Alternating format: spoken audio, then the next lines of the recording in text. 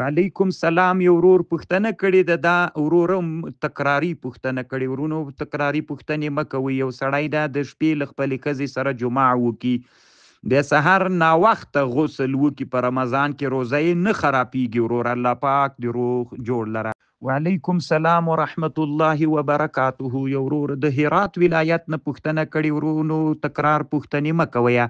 ښځه چې حامله او مرضعه وله، هغه ښځه چې په نس یې بچی و، نو هغې ته روزه خوړل جایز ده. هغه ښځه چې د هغې شیرخوره بچی یعنې شیدې خوړلې په غېږ کې و، دغې ښځو ته روزه خوړل شرعا جواز لري. الله پاک دې روغ جوړ لره. وعلیکم سلام ورحمت الله وبرکاته. محترم وروره، یو ورور پوښتنه کړې ده چې د نسوارو په اړه باندې روزه پر نسوارو ماتیږي که نه ماتیږي. ما مخکې په دې بحث کړی و محترم وروره، ماتیږي، خو او پاتې سو کفاره هم علامه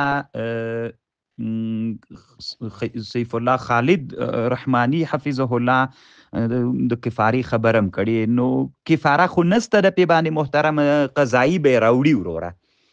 نو که نور نه وي دا بحث کله کله بعضې علما وي دا څنګه عجیبه مسئله ده. علما ورونو صدن للذرائع یو ښه باب ده، باید مسلمانان له دغسې مسایلو ته متوجه کړل سي.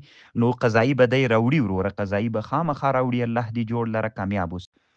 وعلیکم سلام. یو ورور سورګل منصوري په نامه پوښتنه کړې ده. باید دا پوښتنې لا بیخي کړې نه ولئ. د ورور پوښتنه داسې ده چې یو سړی ده، هغه ته خوب د ورځې نه ورتله، روزه کې ګولۍ خوړلې ده، د روزه اوس ماته ده که نه ده ماته. نو خدای وی له اوبو سره یې نه ده خوړلې، دغسې وچه یې خوړلې ده. خود روزه ماته ده وروره. الله دې ښه لره، کامیاب اوسه. وعلیکم سلام ورحمت الله وبرکاته. اگر چې دا پوښتنه یو ورور د بادغیس ولایت د بالامرغاب ولسوالۍ نه کړې وه، دا زموږ د هغه نه خلاف ته، خو بیا به هم زه ورته وایم ځکه یو قسم اعانت به سي. د ورور پوښتنه دا ده، لیوني سپي یو څوک خوړلی ده، نو ډاکټرانو ته دې وروړي محترمه. اوس الحمدلله هغه وخت نه ده د خیالونو د خوبونو وخت، اوس علم ډېر په مخ باندې تللی د ورور. الله دې ښه له ډاکټرانو سره عاجله مشوره وکړي. الله مو ښه لره، کامیاب اوسئ.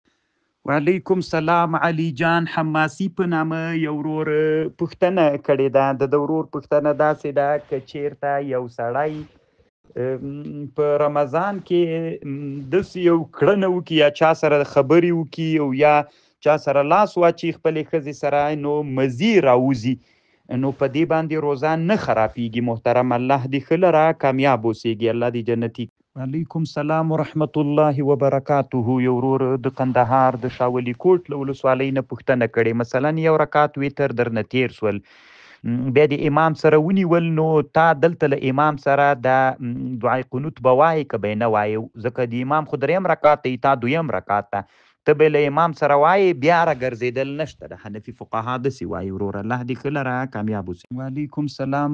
یو ورور مولوي بدرالکامل په نامه پوښتنه کړې. محترمه وروره، موږ مخکې ویلو چې تکرار پوښتنې مه کوئ وروره. تا پوښتنه موږ جواب کړې ده چې یو سړي باندې 2 کفارې واوړي، نو هغه تداخل خوري که یې نه خوري. دا پکې وګوره وروره، دا چې زه راوړه ستا ته دا جواب کوم، خو ته یې وګوره پکې تیاره دا پوښتنه جواب سوې ده. تکرار پوښتنې مه